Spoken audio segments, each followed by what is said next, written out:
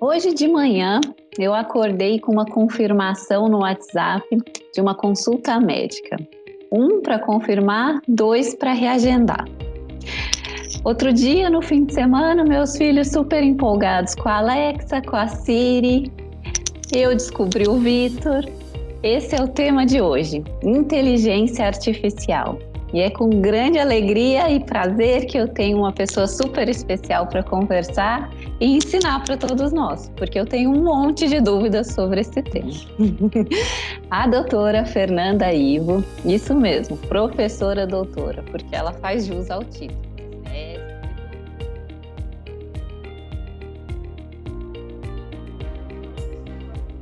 A gente fala, inclusive, na possibilidade de jurimetria, que é uma coisa que eu tenho, assim, muito receio, mas daqui a pouquinho eu já te falo sobre isso.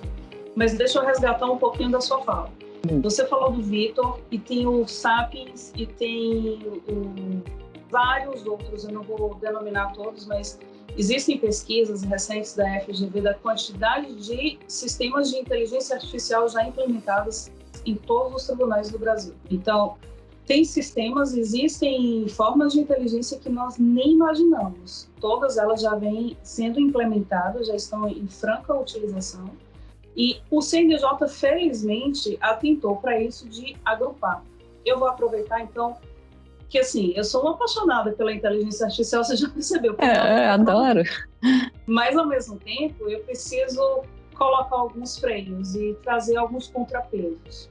Uma coisa que é muito importante é porque cria-se uma falsa ilusão de que a inteligência artificial ela é amoral e que ela poderia produzir um julgado muito melhor, porque a grande interrogação é: uma inteligência artificial pode julgar?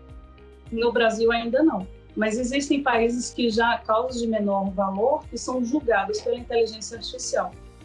Mas aonde que está a limitação nossa no Brasil? Em lugar nenhum, a gente precisa regulamentar isso. Não tem nem... então essa era a minha dúvida. Assim, a Europa anda bem mais à frente. O Parlamento Europeu vem se preocupando muito com isso. No Brasil, a gente está tateando ainda. Eu não vejo movimento, por exemplo, na OAB. Os escritórios de advocacia hoje utilizam a inteligência artificial para fazer jurimetria, para verificar o perfil do magistrado, se aquele magistrado costuma pesar mais a mão, menos a mão, com quem faz. Assim, nós sempre fizemos isso, né? Raquel, você conhece o juiz da 5ª Vara da Família lá, da comarca de...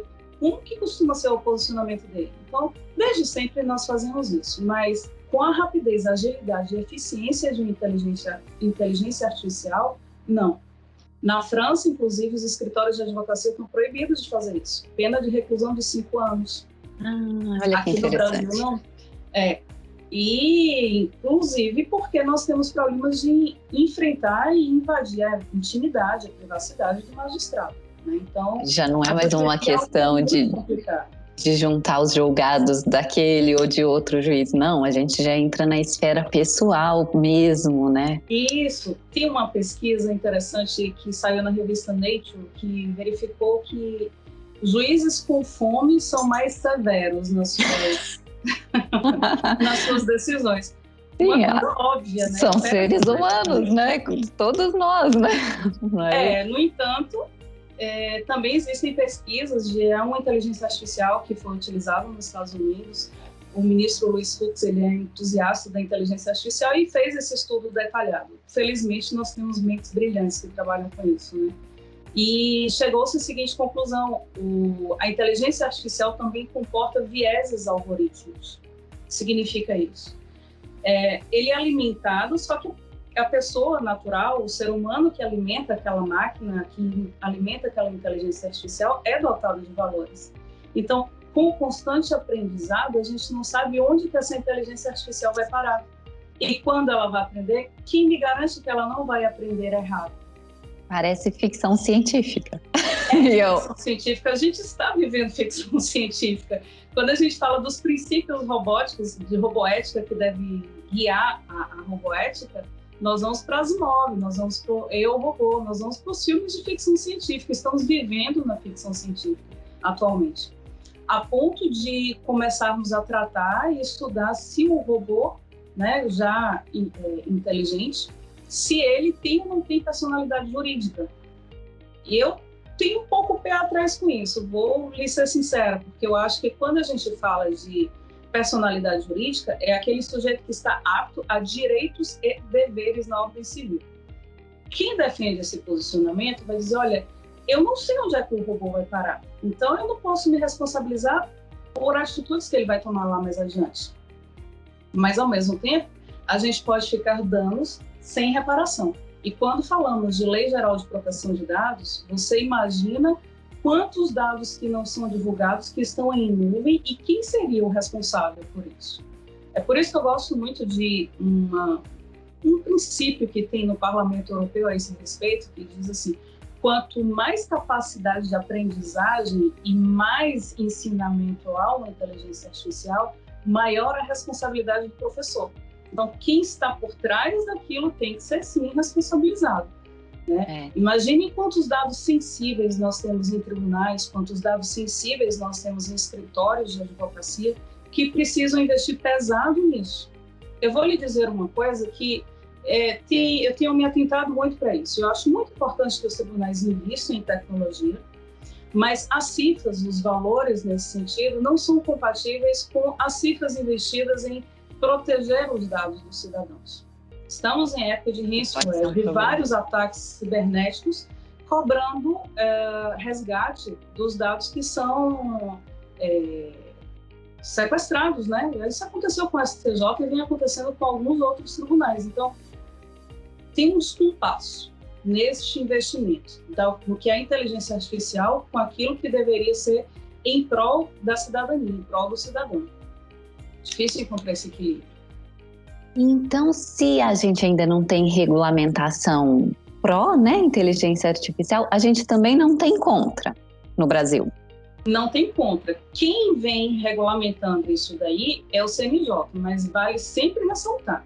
As resoluções do CNJ não são leis, né? Para quem é estudante de direito, para quem já aplica o direito, sabe que resolução está abaixo da lei. Resolução não é lei.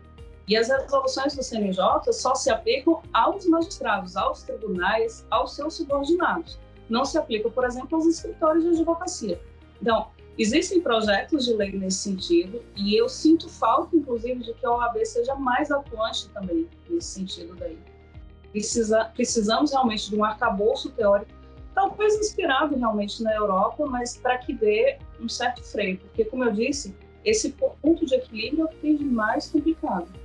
Nossa, com certeza, vai ser um problemão, talvez maior do que a celeridade processual, do que a necessidade de melhorar o serviço, né, jurisdicional, talvez esse seja... Acho que a gente tem que sempre pensar assim, a inteligência artificial a serviço de quem? Eu não posso pretender uma celeridade, uma inteligência artificial simplesmente por amor à tecnologia. Eu tenho que fazer a tecnologia seguir a serviço do homem, né? Então, não o contrário. Não que os fins justificam os meios. Eu acho que é bem complicado. Nossa, muito interessante. E bom, você falou bastante da Europa. Você tem algum exemplo prático de algum país europeu que esteja utilizando? A Estônia, existem as causas que pequenas, né, são já julgadas por robôs. Então, a pessoa alimenta o sistema, a própria inteligência artificial já aplica e já sai a sentença.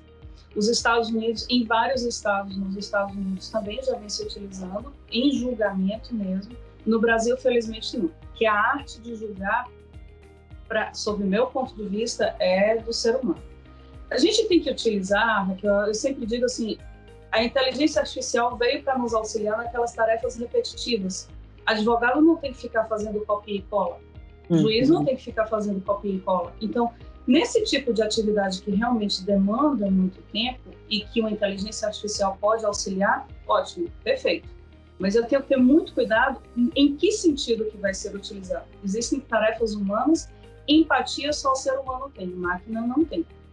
E, como eu disse, esses vieses algoritmos que aparecem realmente nos Estados Unidos, no estudo que se fez, verificou-se de que a inteligência artificial ela estava sendo extremamente preconceituosa.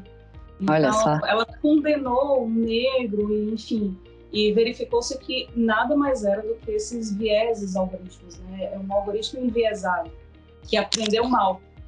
Fico pensando nas causas de família, principalmente, em que o juiz, muitas vezes, ele tem que se dispor da parte emocional, sentimental, precisa de ajuda técnica, né? De assistentes sociais, psicólogos, como que a inteligência artificial, Olha, né? Você me fez lembrar um aplicativo que eu pesquisei um tempo atrás, um aplicativo de um escritório de advocacia norte-americano, eu não me lembro direito, mas acho que é o WeWorks, em que as pessoas alimentam o sistema, pronto, já sai lá com a partilha de bens, com a guarda dos filhos, com tudo.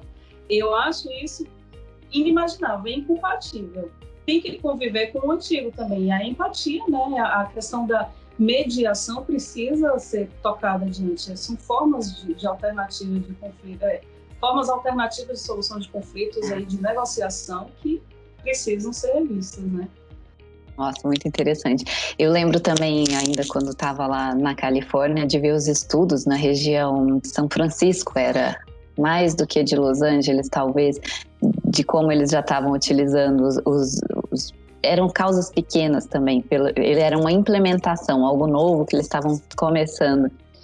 Eu também concordo, eu acho que as causas repetitivas, aqueles inúmeros processos que tomam tempo de todos e que não há novidade, né? Mas isso, apesar de ser um grande volume, não é a maior parte do objeto, né? E tem uma crítica